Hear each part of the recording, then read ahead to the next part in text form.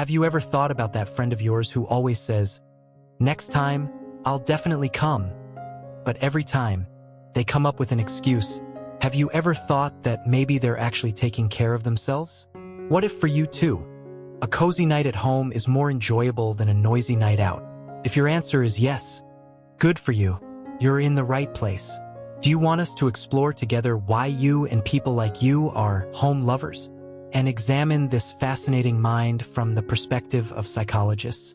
1. Your inner battery charges differently. After a hectic day of work or study, what do you want? A friendly, loud, and bustling gathering, or pure silence in your room? If the latter is your choice, then your choice is solitude and self-care. You know, to perform at your best, you must first recharge your battery in complete silence. Are you willing to acknowledge this real need of yours, or do you surrender to what people say?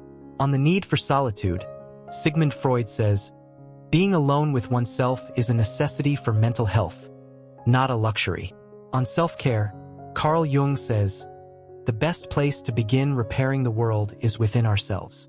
If you have peace within, you will also create peace outside. 2. I'm in control of everything. Think for a moment. Outside the home, how much control do you have over your environment? When you go out, you have to deal with street noise, bad smells, obligatory greetings, and people's stares. But at home, you're just you. You dim the lights, play your favorite music. Sigmund Freud says, for health, humans need a secure territory. For you, that territory is home. For you, who are more sensitive, this control is a natural sedative, right? Forget the social cliches that tell you, always be social. That friend who always cancels might have found the courage to say no. Now it's your turn to understand yourself.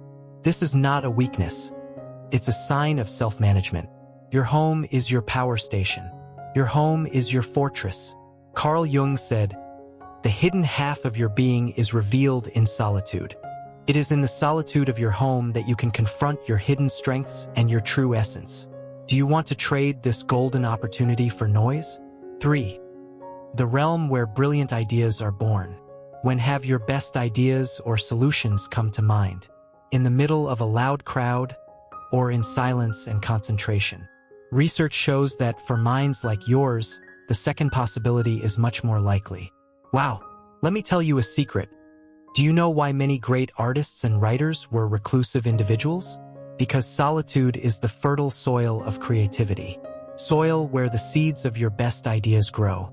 Carl Jung says, genius is born in silence and nurtured in solitude. The greatest ideas come to you in the most solitary moments. 4.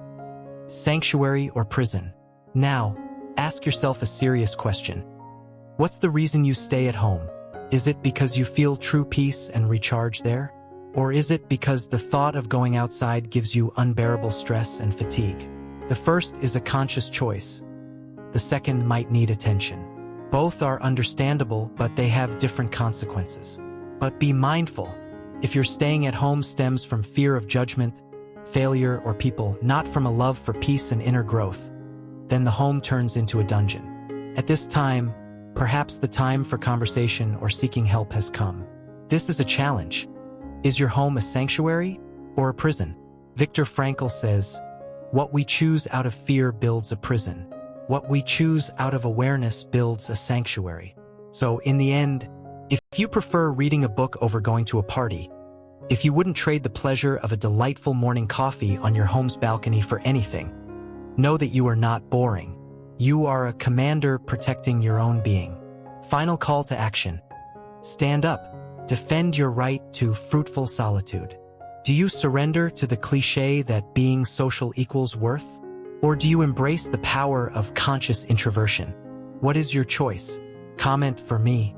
And if you too are a professional homebody, I say to you, welcome to the community of introvert elites. And if you think this message could help one of your friends who is also a professional homebody, send it to them. Perhaps today, you are the one allowing someone to reconcile with their inner peace.